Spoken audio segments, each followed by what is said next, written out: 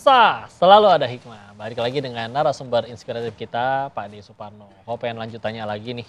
Gak cuma Ciliwung sih, tapi dimanapun. Tapi kalau misalnya contoh kasusnya di Ciliwung, itu kerusakan dari hulu sampai hilirnya itu sampaikan ke pemirsa. Kondisinya sudah separah atau apa sih sebetulnya? Biar mereka tuh ada kesadaran juga, Pak Ade. Ya, eh, ini sudah bermula dari hulu, dari puncak lah ya. Dari puncak ya? Ya, artinya kan gini, puncak yang kemudian kalau secara lokasi gitu, harusnya kan menjadi hutan lindung. Harusnya. Karena ketika berubah fungsi hari ini kemudian jadi daerah tujuan wisata, kemudian juga ada aktivitas wisata, villa dan sebagainya, Bangun-bangun. itu berpengaruh ke aliran ke bawahnya. Iya pasti ya. Pertama adalah debit air. Heeh. Ketika musim hujan, ketika musim hujan over kapasitas. Iya. Luap Harusnya terserap kemana-mana. di atas kan. Heeh. Ketika musim kering, Iya. susutnya luar biasa. Nah, Kiri kanan kena ya. Musim Kiri apapun kanan jadi kena masalah. iya. Kemudian di antara dua musim itu, Heeh. perilaku masyarakatnya Heeh. itu membuang sampah dari sejak hulu itu juga sudah terjadi. Ke sungai semua dibuangin gitu juga dari otomotif ya. Kok Denis, coba kalau misalnya saya nanya nih, Iya. Kok Denis, kalau Kok Denis habis renovasi rumah tuh, Iya. itu Puing. bongkar ini dibuang kemana kalau misalnya tidak tahu? Saya juga nggak pernah nanya sih ke tukang itu mereka buang kemana. Ternyata malah gak. Salah Kali satunya juga. ke sungai. Selain kalau yang benar, itu kemudian biasanya ada jasa angkut. Iya. Kemudian oleh jasa angkut, kemudian dikirim ke daerah-daerah yang membutuhkan untuk diuruk. Biasanya paling itu, Iya itu paling bagusnya. paling bagus. Cuman kalau enggak ya ini dia balik lagi. Sungai. Padahal itu adalah sumber kehidupan. Na'udzubillah. Ya. Oleh karena itu di sungai, itu banyak-banyak benda-benda yang akhirnya juga berbahaya. Pecahan-pecahan keramik, Hmm. itu kan tajam. Iya.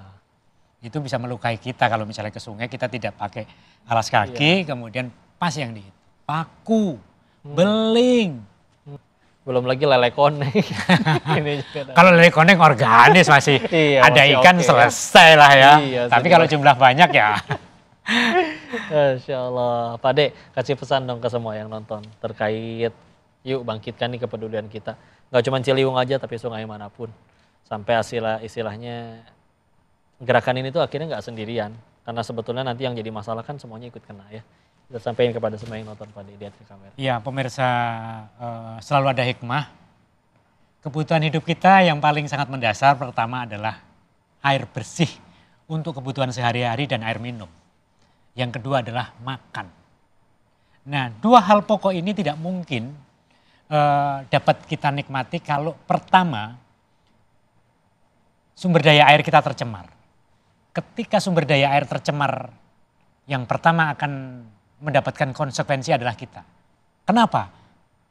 Air untuk pengairan irigasi pertanian tidak sehat. Artinya hasil pertanian atau perkebunan juga akan turun secara kualitas. Itu satu. Itu yang pertama. Yang kedua, perikanan yang kita tangkap dari sumber daya perairan juga yang tercemar juga Iya. turun kualitas. Ikannya Atau kualitasnya bahkan turun. mengandung penyakit. Iya betul. Yang ketiga, ketika kita membersihkan dengan air yang juga tercemar, kemudian juga akan berpengaruh terhadap diri kita maupun lingkungan kita. Kemudian yang keempat, ketika kita membeli air minum dari sumber daya air yang tercemar, konsekuensi yang paling mungkin pertama adalah harganya mahal. Iya. Karena perlu treatment yang lebih iya, rumit, untuk cuciinnya. lebih mahal teknologinya. Bisa jadi ini akan menjadi sumber nanti konflik Na'udzubillah. pada masa depan. Nauzubillah. Sekarang bisa jadi masih rebutannya kekuasaan. Na'udzubillah kalau suatu saat nanti malah akan memperebutkan air sampai orang bertaruh nyawa. Na'udzubillah. Pemirsa, kita sekali lagi dilahirkan di muka bumi ini untuk jadi khalifah di muka bumi ya. Tidak boleh merusak. Bahkan perintahnya lagi di Quran surat 11, surat Hud ayat 61. Wasta'amarakum fiha. Untuk memakmurkan apa yang ada di dalamnya.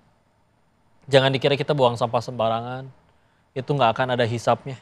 Nggak akan ada tanggung jawabnya. Kalau gara-gara itu alam rusak, keluarga yang lain sakit, semuanya kotor tercemar, sebagaimana yang disampaikan oleh Pak De tadi, Jangan dikira itu nggak jadi dosa jariah juga. Udah gitu gara-gara ngeliatin kita buang kayak begitu, nanti anak cucu kita pada ngikutin dosa yang sama. Jangan dikira itu juga nggak ngalir dosa jariahnya. Nah bismillah ya.